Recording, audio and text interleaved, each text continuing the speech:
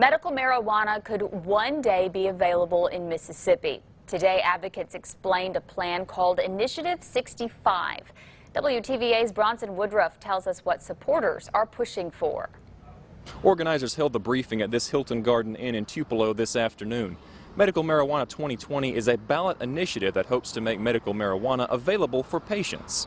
Speakers here explained differences between two proposed amendments for allowing medical marijuana in the state. The one they support is called Initiative 65. We're not talking about California and Colorado where it's recreationally legalized. Mississippi voters will soon get to decide whether or not to allow medical marijuana in the state. Jamie Grantham is Communications Director for Medical Marijuana 2020. She explained this initiative's goal is to allow marijuana to be used to ease the suffering of seriously ill patients.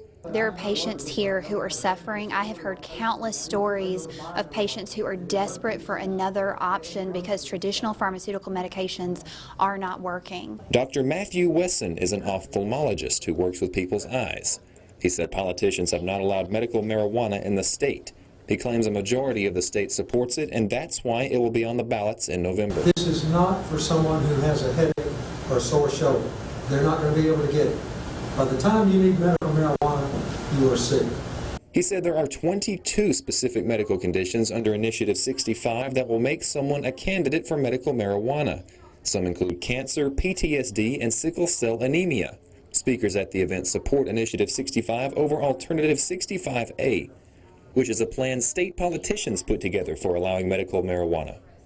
Navy veteran Cody Weaver said his reasons for supporting medical marijuana are personal. 18 to 22 veterans a day committing suicide for PTSD-related emotional problems and illness is just unacceptable. According to Grantham, it's time for voters to make this change.